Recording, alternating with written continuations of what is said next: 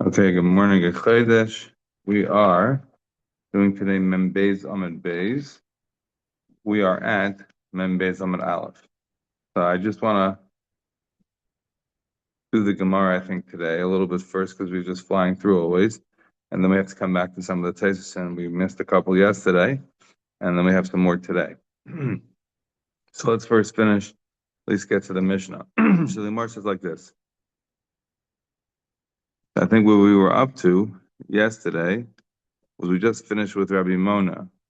So the Gemara says now, right, so the question was, what do you do about Lachmanias? He says the difference between being Kaveh Suda and not being Kaveh Suda.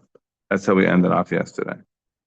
Now up to the line, about almost halfway down, Rav Papa Ikla Lebe Rav Huna. Right, Rav Papa came to Rav Huna's house.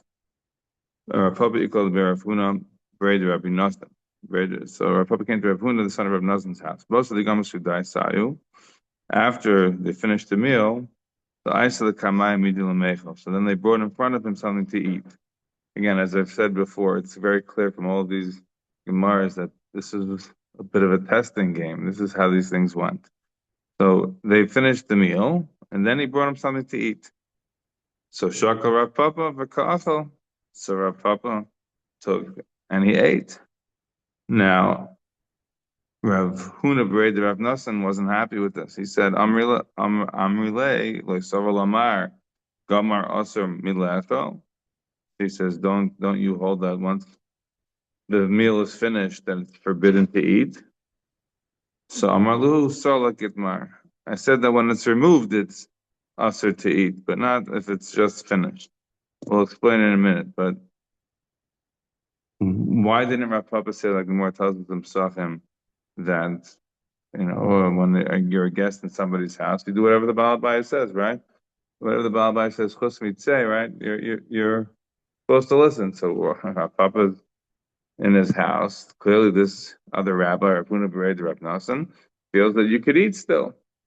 So why are you having a shaila? And if you're bringing him out to eat something, then isn't that presumably sufficient for him to be able to eat?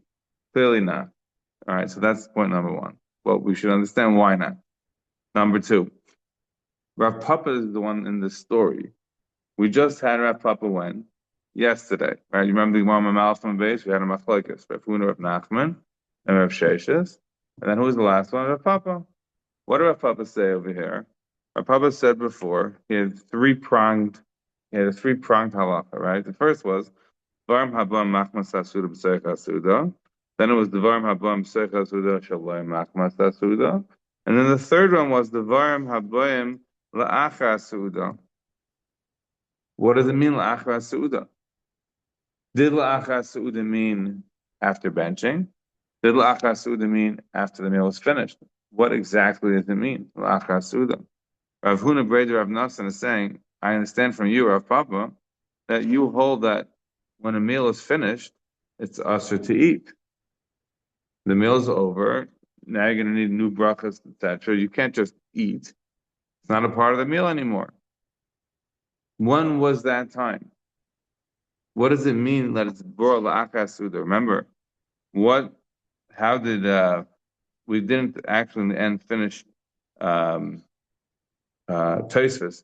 I just said I was going to do the Gemaras today first before the Tosfos, but I can't go any further without explaining this Tosfos. Look at the Tosfos la'achar suda. Right, the Tosfos Divrei Maskal la'achar suda back on my mouth on base. What does Tosfos say?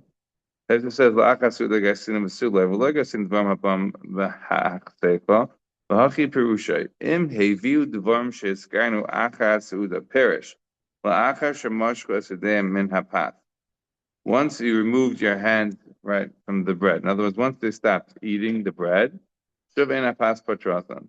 That will be la'achar suda. Now look at here in the Rashi, back on my base. Rav Papa, Ikla Be Rav Huna. So Rav Papa's at Rav Huna's house. It's Rav Huna Be Rav Nosson.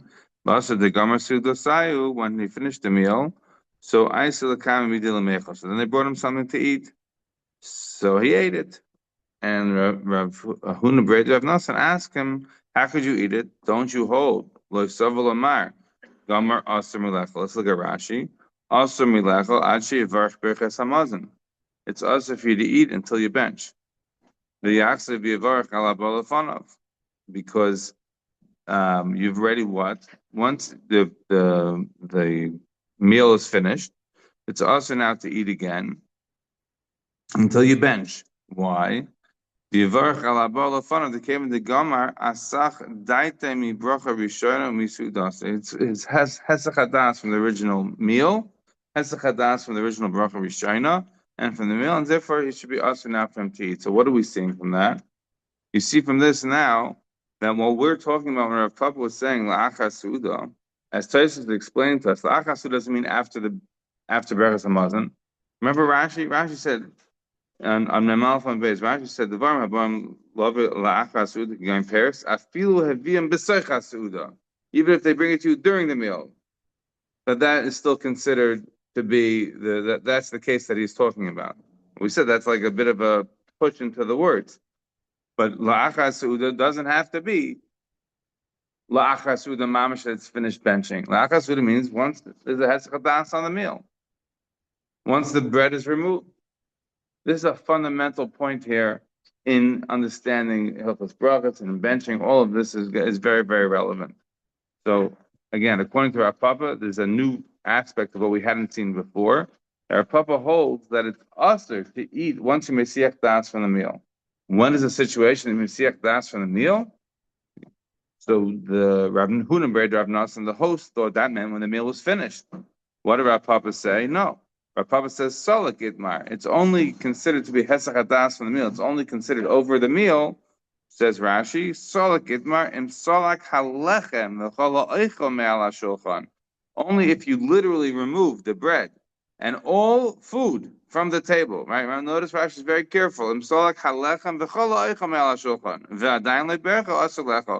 you remove all the bread and all the food, right? Meaning what? If you didn't remove the what either, if you still have food on the table, or you still have bread on the table, then it would still not be considered kisoak. It would still not be considered removed, and then it would still not be considered usher to eat. You would still not be considered having hesach hadas. Look at Tosfos and Solak Itmar. The first line of Tosfos. Tosfos says Solak Itmar mashma shadarkan haylasalik hashulchan kana berachas hamazon. Their custom was that they would remove the tables. Right, we're going to now coming to Chodesh Nisan and Pesach. Right, in those days they sat differently than us. They reclined. They had these like little tables they would bring forth with food and we don't have that kind of a situation anymore.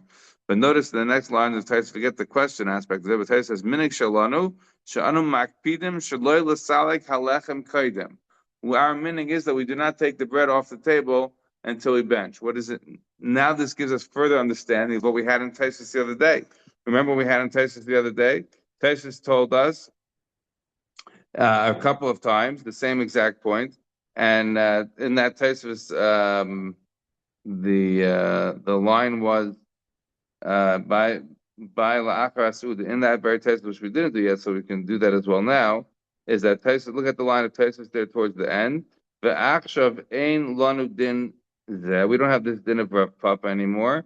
The ein minei shalanu limshech yadeinu min apas klal ad la'achar berachas hamazon, because we don't remove the bread until after berachas hamazon.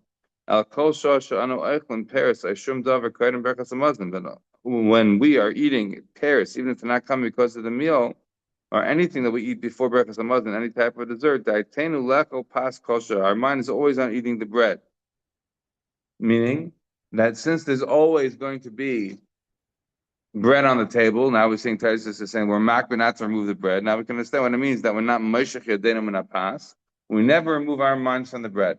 So if the bread is always on the table, and we always have a mind to eat the bread, then by definition, what does that mean? The Suda hasn't been finished. You don't have the problem of Hesach Hadas, and you don't have the problem of being usher to eat. Like all of these things are taken care of in the situation that we have nowadays, where you have a table, the table contains bread, and you have in mind to continue on eating the bread throughout the meal. This, as Tosfos, would remove a lot of the issues. Now, it wouldn't necessarily mean that you don't make a bracha rishona on something that's coming entirely not machmas the suda, like the second case of Rav Papa, as we mentioned yesterday. So if somebody brought fruit, let's say, for example, Rosh Hashanah, right? Somebody brings fruit to the table. Fruit is not a normal thing that we're eating during the meal, so you make a ha'etz on that. Because dvarim habon b'soich suda shaloi machmas suda, it's not going to pot up the bracha rishayna. But you wouldn't have to make it's no issue of making a separate bracha at achron. That's not an issue of it being usher. 100% anything that is shaloi machmas suda is going to be ba b'soich suda is going to nevertheless still require a bracha rishayna. The only point, as we mentioned yesterday, just to refresh, is that any davar which is ba b'soich hasuda machmas hasuda, even if it's not coming with bread, you're not eating with bread. So, for example, in our situations now, do we have a first course and a second course, gefilte fish and soup, and then there's no issue of making a bracha on it, even not eating any bread. It doesn't do with any bread. You finished all the bread because in that situation, that's a davar which is ba. Even if you finished all the chal, there's nothing left. There's no chal anymore. But you weren't meishech from the suda at all. You still have an intention to eat the suda. This is part of the normal part of the suda, so there's no bracha that has to be made on it. Okay? Fine. Continuing in our Gemara. So Rav Papa explains to Rav Huna Bereder Rav Nosson, yes, the reason I made a bracha is because I said that it's usher. Now that you have to bench because you're being Mesiach Das, that's only to remove the whole table. But until you remove the whole table, which wasn't the case over here, there was still something around. So then there's no issue. I'm not been Mesiach Das, so therefore I could eat it. Notice we're not saying here if Rav Papa made a bracha or didn't make a bracha. We're not discussing that. It's just saying that there was no hesach hadas, right? Continues the Gemara, another story. Rava v'Rabbi Zera. Now I have to say I'm partial to the side of the Gemara here in the Mesilas Yesharim that changes it to Rabba. I don't know if you have it in your Gemaras. Why am I partial to that? Because we're now in Adar, right? So what do we have in Adar? We have the Gemara Megillah Zayin that tells us Rabba of Rabbi Zera. They had a Sudas Purim together. Come Rabba v'Shachtel Rabbi Zera. An unbelievable Gemara. What does it mean? I don't know. But this time around, Rabbi Zera survived. Yeah. So Rabba Rabbi Zera, they had a meal. But this time maybe they had somebody watching them. They were by the Reish Galusa. So the Gemara says Ikul Be Reish Galusa. They were at the house of the exilarch, the big Kanaka there in Babel. This is obviously before Zera moved to Israel. But most of the Saliku Taka Mikamayu. So once they removed the meal from them, so at that time, Shadule Ristana. Send them some sort of a dessert. I have no idea what this Ristana is. Rashi has some long word. I'm not really sure what that is. But basically, the meal is over. They send them now something else, some sort of a dessert. Rava achil, Rabbi Zera lo achil. Rava ate from it, and Rabbi Zera did not. The Amar le Rabbi Zera obviously says to Rava, lo several amar salak aser. They removed the table here. Now they bring you some other dessert or whatever. But don't we say that once they remove the table that it's aser? You're mesiach das from the meal. So I'm like, I know not talking to Reish Galusa. Something he says, yeah, they moved my table, but I'm relying on the table of the Reish Galusa. In other words, I'm nobody at this meal. He's the Reish Galusa, so we rely on him. If he's still serving a meal, if he still has plans on feeding us, so where's the Hesach Hadas? Just because they removed my particular table, I'm here sitting at the larger table of the Reish Galusa. Says Rashi. Our removal of the table from our seats is nothing. Right?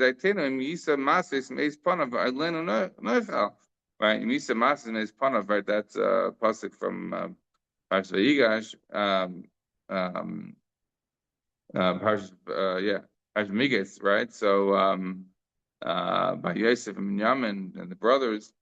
So he's saying we're sitting here, we're kafuf to the Reish Galusa. If he's still feeding us, so then we're still eating. The fact that our table is removed is not meaningful. So now we get a further understanding, a more subtle understanding of what it means to have hesach hadas from a meal. Hesach hadas from a meal doesn't mean because you finished eating. If the meal is still going on, Right? Sometimes you have a guest who's like, they want a bench. It's great. But if you're running the meal, then it's your decision when to bench. But if you're a guest at somebody else's table, and the Baal Bus wants to keep on going on, and he has mirrors to sing and news to share and all that, then you're like, I gotta move. Right? Sometimes you have a guest who's willing to say, I need a bench. Right? Sometimes you have a guest who's cuffed up to the Baal Bus and he's waiting. Right, so that's what Rabba's response to Rav Zera is. Look, yes, it's true, Solak Aser, but Solak, it has to be understood in the wider context. The wider context is we're at somebody else's table. We don't make the decision about when the meal is over. Continues the Gemara. So another story, Amarav, Haragio B'Shemen, Shemen Ma'akvei. So I have no idea what they used to do, but it sounds like what they used to do is they would look at Rashi. So they had some sort of anointing of their hands with oil. So again, I don't really know, like, making your hands oily, why that's a good thing, but maybe it's lotion. I'm not sure. But whatever it was, so it sounds like that they used to do that, and that was a common thing for them to do. So again, another idea of what salak usr means. It's not a situation of Baal bias. There's no Baal bias. But if part of the meal is that you anoint your hands, so just because the meal in the eating sense is over, if you haven't anointed your hands, you're still not finished the meal. So there's still no hesach hadas yet. They would say, "Oh, now it's us, so now you have to bench. You shouldn't be eating anymore." So if it's rugel b'kach, right? Harugel b'shem and shem ma'akla. I'm Rav Ashi. Yeah, v'inem be'Rav Kahana. So Rav Ashi says that when we were by Rav Kahana's house, Amar Lon Gananan deregilinan b'mishcha, mishcha ma'akvalon. So Rav Ashi said that when we were by Rav Kahana's house, he said to us, since we're normal and accustomed to sort of anointing ourselves with these oil after the meal, then the shemen is ma'akev. It doesn't. The meal is not over until we have done this. Now the Gemara concludes. The Gemara says the halacha is not like any of these ma'amarim that we have said. All these opinions, none of that. Now, in practice, halacha, we do pass like many of them, but from the perspective of the Gemara here, is v'les hilchos l'kachal hanishmaitza. We don't pass like any of this. Ela kiha the Amar Rav Chia bar Ashi Amar Rav. Rather, what we hold like is the position of Rav Chia bar Ashi that he said in the name of Rav. Sholish to kifais hein. Right, there's three things that happen to kifais, is things that happen takef, one after the other. What are they? Takef l'smicha shchita. Right, after you samech an animal, you shecht it. Takef l'geula tefillah. After you say Gal Yisrael, you say Shemana Esrei. Takef l'netzilas yadayim bracha. And after netzilas yadayim, you make a bracha. What does it mean? Explains Rashi. The mayim achroinim berachas hamazon. We're talking about here the netzilas yadayim of berachas hamazon, and the bracha that we mean is berachas hamazon. Now, what is the determiner of the end of a meal? The determiner of the end of the meal is Mayim Achroinim.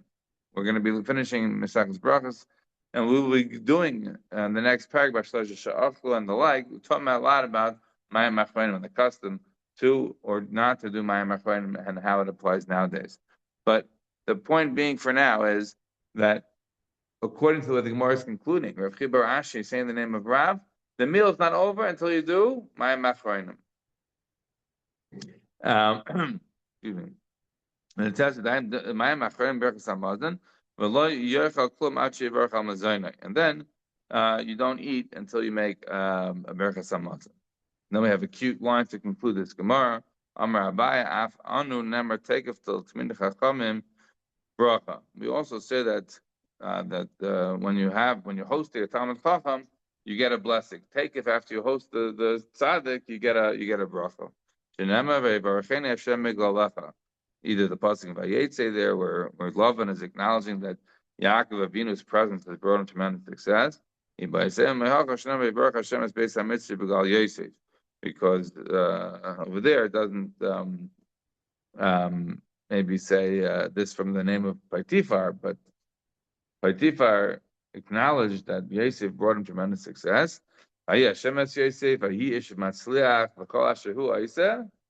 right? The pasuk tells us that whatever Yosef did, the Potiphar was not Mashiach on him. He didn't care. I said, right? Hashem was maslech biyadai, and Yosef says, "Nana gadol." Vaya says, "Many," and which is understood as a euphemism for his wife. That was the only thing that Yosef wasn't shayla on, but everything else he had. Why? Because Tzaddik comes to the house and everything is blessed. All right, now, as I said, I wanted to finish a couple of tesis in. So we did la'acher. Fine. So now we have one more tesis here that we didn't do yesterday. And the last tesis on Mem from a base. The tesis says on the Gemara and asked the question. The Gemara's question was that that when you're having bread, it should also pater on the wine. So why you make a special bracha on the wine? This will be relevant for our Gemara today a little bit. The Gemara says, "Shani yain digarim bracha la'atzma." Yain is different; it gets its own special bracha, and we're gonna have to explain exactly what we mean on this. So, Taisus explains, "The vada yain machmas seuda asi shehu shoyse kampam." Vada yain is considered machmas seuda. For sure, yain is considered machmas seuda because you drink it a number of times. Let's skip now to Mio Amir Rabbeinu Tam. The Bashar Mashkin Kamay Mayim B'Shecha Abba Machmas Sasuda Pas Paitrasin. What about other drinks that people have during the meal?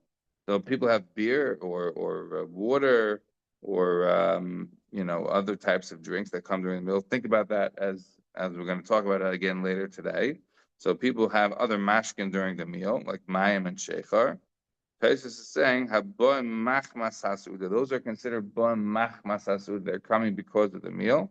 Has patrasim. The bread is pattering them up. You don't have to make a bracha on these other drinks. Soda, beer, water, anything you drink during the meal is considered machmas hasud. You don't have to make a bracha on it. That filu yain have a pater, because even wine would be pater as well. If not for the fact that it has a special bracha for wine, that yain is going bracha asa because of its chashivas, etc. But otherwise, the yain will be pater because it's machmas tasuda, and the pas should be patering it. And we don't usually get the chance to see the exciting thing because it says udloik maxer vitri. And everyone knows the maxer vitri is a student of Rashi. He brought that many times in Tezos throughout Shas. Says it's saying here we don't go with the maxer vitri. Shekasa shemavarchel lemayim bracha b'chol pam upam v'afilu b'seichas tuuda d'havikinim lach. The Maxer Vitri says that the reason that you have to make a bracha on water each time you drink it during the meal, even if you had a couple of cups of water, is because it's considered nimlach, that you change your mind, that you weren't having more. Bear that in mind because we're going to come back. I have potentially an answer to explain the Maxer Vitri why he thought that you're changing your mind, you're not having in mind to drink more. But I don't want to say no, I don't want to give it away. So we will have to bear that in mind for a few minutes. But we do have one more part of this tesis. Now we're on the top of Mem Beis and Aleph. There's another aspect of this tesis that I wanted to point out. And tesis says like this. Mi Reeb Rabbeinu Tam, the top line tell you, Shlel Levarch Klal Ashar Mashkin Abam Secha Suda. The Reeb Rabbeinu Tam asking that you do not make any blessings on any other drinks that come during the meal. The time of the pass by Teres Kol Advarim Haboim B'Shvilo. The pass is pattering up everything that's coming for it. What do you mean bishvila? But that's the lashon of Taisus. Then we'll skip a few lines towards the end of Taisus. Taisus says v'hilkach. I'm sorry. Ulhai time menecha masha anu mevarchim bepesach al chazeres al achilas mar bilvad. Taisus is a relevant Taisus because we're going to have it on Pesach, right? You're going to bring out the mar and you're going to make a bracha al achilas mar, and you're not going to say what? You're not going to say what? Adam. Right? So he says the Welt fragt. What does the world ask? How could you not make a Hadama? You make a Hadama on one vegetable, it's not patting up another vegetable. You have Hesach Hadas. You already had a whole Agada. I mean, if you have kids of a certain age, it's big, it's a long maggot. There's a lot of Hesach Hadas. What do you mean that you're not making Hadama? You're going to say that Karpas is pater you up with the Hadama? How is it possible? You're Messiah Das. Elavade says, Taisvis time will have it, given the Rachmana Kviyach Chayva, because there's a Chayv. that you have to eat the mar. This relates to my Shabbos Hagadol speech from last year, where I discussed whether or not mar is deraisa. The mar is deraisa bisman hazeh. No, obviously not. But it's mar deraisa, mar a deraisa bisman habayis. Is that a deraisa? That was an interesting question. But look at the language.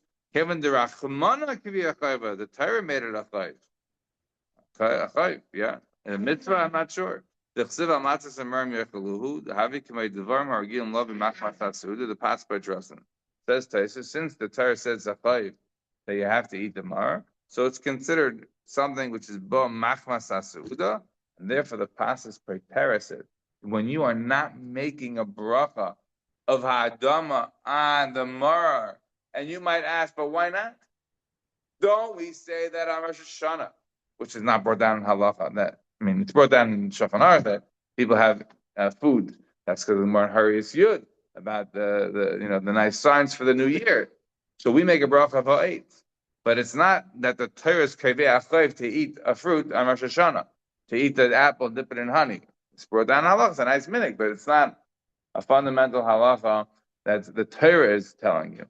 Since the Torah is kaveh the chayv of eating mar. So that's considered now machmas asuda. So since you now washed, so why do you have to make a bracha? Anything that comes machmas asuda, what did Taisus tell us of Mem Aleph from a base? Taisus told us, anything that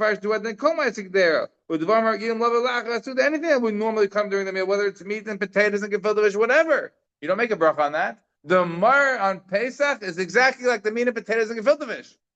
And so therefore you don't have to make a bracha on it when it comes during the Seder. But otherwise not. If it's a Rosh Hashanah or a regular Shabbos you want to eat a fruit, then it's not normal. Again, we're in a milieu where it's not normal to eat a fruit on a Shabbos meal, then you would have to make a bracha Rishon. Good? Fine. Finish the Gemara. We're at the Mishnah now. So the Mishnah tells us, what did the Mishnah tell us? Like this. We skipped the Taisus here. I just don't have a lot of time. Yeah. We'll just do it quickly. The Taisus says that Reb Zera ate at the meal. Reb Zera achal, yeah? So Reb Zera and Rabba, right? So Rabba ate and Reb Zera didn't eat. So Reb Zera asked him a question, why are you not eating? So the Moshe Reb Zera loy achal. Tem lo fi mashim mefarshim ha'olam. Again, makshim ha'olam, mefarshim ha'olam, yeah? Havlan v'navrach asel mishtei. Right? If somebody says let's bench, then it's also to drink before a mai. Maybe it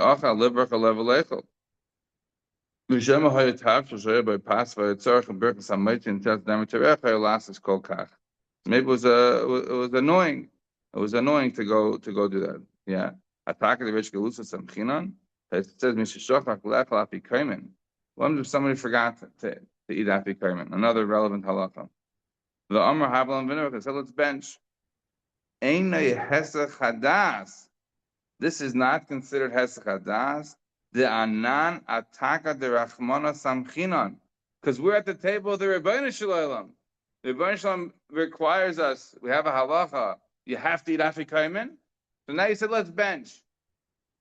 So you said, let's bench. You still have to keep the halacha. The halacha is eat afikomen. So that's not considered to be Mesiach Das from the meal. That would then say it's also to eat until you bench. Since it's part of the meal to eat afikomen, even if you said let's bench and you didn't eat, maybe it happens in your Seder. I know something probably has happened in mine. So okay, look, we already want to bench. Let's go. Let's get the afikomen. Right? That let's bench is not a Hesach Hadas. Right? We want to bench. Let's eat the afikomen. Okay, but that's not Hesach Hadas. That's part of the meal. So you don't have to. You don't say it's Hesach Hadas, but obviously.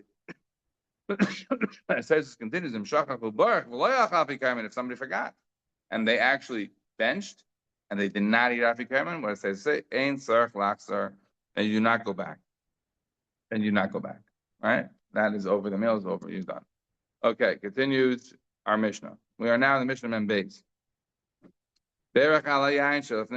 And somebody made a bracha on wine before they ate, before they washed. Then it's going to patter up the wine that comes after the meal. If they what do you call, had some sort of appetizer. Berach al papershav name wasn't made a bracha on this appetizer. But that's a papershalachem wasn't. It's pattering up the paperis that comes after the watching. And you might say, what do you mean? Why do you need to have that? Good, we'll deal with it. Berach al pas pateres al paperis. If you washed, you made a maitzi, it's going to patter up the appetizers. Al paperis like pateres al pas. But if you made a bracha and you had the parperis, you had the appetizer, so it's not pattering up the bread. Beishame says even that ma'aseh there, it's not going to patter up. If they're all sitting like separately, then each one makes their own bracha. Rashi explains what does it mean. It means beloy hasebas mita shemaitum al tzidin shemalis ala mita. I'm sorry. They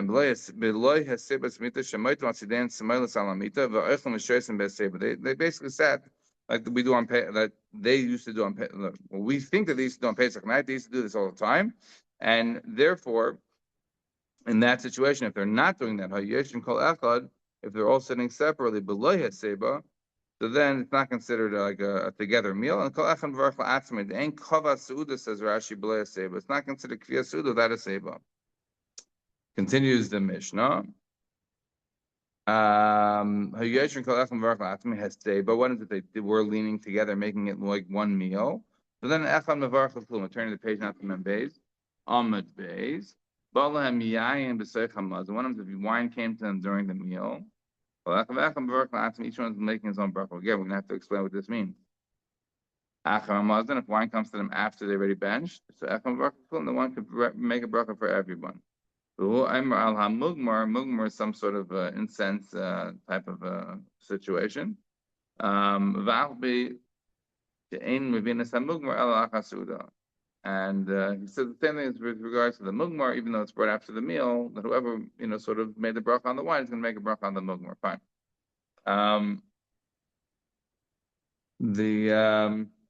I just noticed that I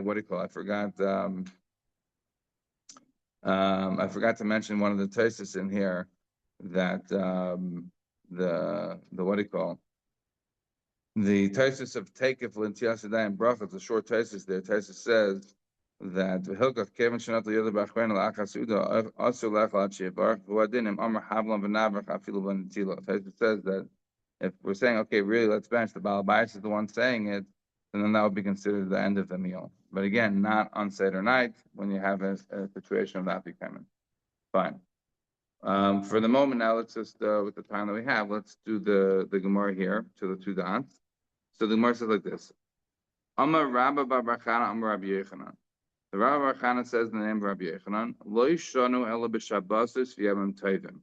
When did our Mishnah say that if you made a bracha on the yain l'fnei hamazon, it's being pater you on the yain la'achar hamazon? When is that? Says Rabbi Bar Bachana in the name of Rabbi Yechanan. That is on Shabbos and Yantiv. When you're being kaveh suda on wine, and then it will help for the wine that's coming after Shabbos and Yom, that you don't have to make a bracha on it. But on the rest of the year, you have to make a bracha on each and every kais. In my name, Rabbi Bar Mary, Rabbi Shimon Levi, same idea. The only time that this is true, that the yain lefnei hamazon is going to pater you up on the yain la'achar hamazon, is only in a situation where it's Shabbos and Yantif. And then a couple of other examples he adds to this. These are not really relevant for us, but nevertheless insightful to the way they used to live. They used to go to the bathhouses and they used to get bloodletting. These were occasions when people became kaveh suda. So since then they would have a custom to drink wine and they'd be kaveh suda on that wine. So then when they washed and they had some more wine, they would not have to make any more brachas. But in the rest of the year, so Rabbi Bar Mary, saying in the name of Rabbi Shimon Levi, and Rabbi Bar Chana saying in the name of Rabbi Yechanan, are basically saying the same idea, right? That on Shabbos, if you have when you have kiddush and you have wine afterwards, you don't have to make a bracha by gefen. On the rest of the year, you do. Again, We have some potentially other cases of Hakaz's Dam, Beis Hamerchat, whatever other situations where somebody's being Keveh Su'uda on the wine, so then he does not have to make another bracha on the wine that comes la'achar hamazon, the wine that comes after they washed. Okay, continues the Gemara. So now we have a story. Rabba bar Mary ikal be Rabba b'chal.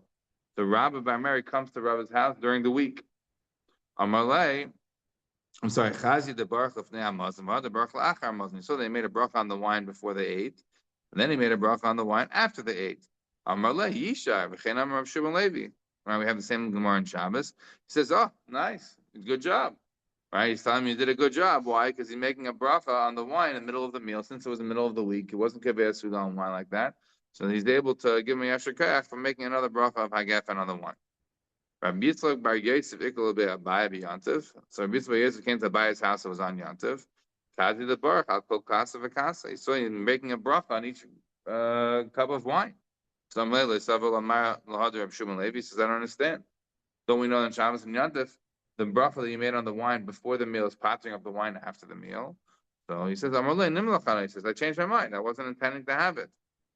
So therefore, since I'm not intending to have it, so now I'm making a bracha on the wine. I have to make a new bracha. He boiled. So they asked the question. The more asked the question. What happens if wine comes to you during the meal? What about, does it pat you up on wine that comes after you bench? So the Gemara says, the fact that we said in our Mishnah that if you make a bracha on wine that comes before the meal, it's pattering up on wine that comes after that you bench. Why? That's because the wine that comes before the meal and the wine that comes during the meal is in order to drink. But here, that's different. The wine that comes during the meal is not the same as the wine that comes after the meal. One is lishtais, and one is lishrais. The wine that's really, coming during the meal is to be lishrais. Rashi explains that it's there to sort of help with the digestion. Look at the line of Rashi. In Rashi im timtza. Right, Rashi, the last lines, Rashi says, they would not have a custom to drink a lot during the meal, only a little to be shayra. In other words, in order to help with the digestion. I was reminded here of this Rashi of the Rambam, and Rambam Perigdal Nechus. The Rambam says that it's, you have to be healthy, you have to eat healthy, and the Rambam tells us that a person shouldn't drink a lot during the meal. The lashon of the Rambam is v'lo yishtem mayim b'seich hamazon ela me'at umazik b'yayin. They shouldn't drink much water during the meal. A little bit, maybe diluted with wine. Once the ready digestion is working, so then you can drink what you need. So I was wondering if that would explain the Maksavitri. Right, the Maksavitri, remember the bottom tesis that we had in my mouth. Maksavitri said that you have to make a bracha on mayim each time you drink it. Why? Because it's considered nimlach, that you weren't going to drink again. Why wouldn't you drink again? Because of this idea that you're not supposed to drink during the meal. It's potentially can cause you problems with digestion or other issues. I have no idea exactly. Maybe you choke. I'm not sure. But if that would be the case, maybe that explains Maksavitri. In any event, so the Gemara is a question: if the wine from the before the meal and during the meal is essentially there for the same idea, but the wine during the meal and the wine after the meal is not the same idea. In other words, one is really coming in the middle of the meal, it's coming more for the digestion, and the one afterwards is coming for drinking. Maybe it shouldn't patter one from the other. Maybe there's really no difference. The Gemara says like this: Rav Amar Paiter. In terms of the wine that comes in the middle of the meal, there's a pater of the wine that comes after the meal. Rav says, yeah, you don't have to make another bracha. Rav Kahana Amar ain't a pater. Right? Remember, you benched in the middle. Right, and according to Rav, it's part you don't have to make another bracha on wine after you benched. It's the wine during the meal is pattering you. Rav Kana says it's not pattering you. Rav Nachman pater. Rav Sheish ain't a pater. Rav Yehuda v'chol tamida the Rav Amri ain't a pater. All the students of Rav Huna, Rav Yehuda, they all said is not pater. I don't understand why we say Rav Huna, Rav Yehuda. What about Rav Kahana? Rav Kahana Gemara tells us it was a student of Rav. Later on, Baruch Hashem Beis, we're going to have above a comic of Yudzayin. All these different mices. Rav Kahana is a student of Rav. It's very clear. So why is he not included as student of Rav? Anyhow, he disagreed also. Rav says it's pater, and Rav Kahana, Rav Huna, Rav Yehuda, and all the Talmidim of Rav all say ain't a pater. It's not pater. All right, we really have to stop over here.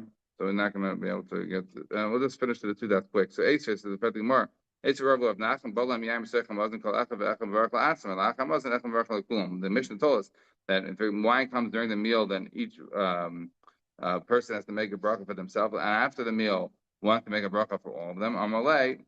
So isn't that clear that you need a bracha? Amalei Hakikamayim. Loi Bohet Lohem Yam Sechem wasn't. Read the Mishnah differently. It's not a raya. The Mishnah could be read as if there was not wine during the meal, but El Achamat and only came after the meal, so then Echad Baruch Klum. So then the Mishnah doesn't come out of the raya. All right, stop here.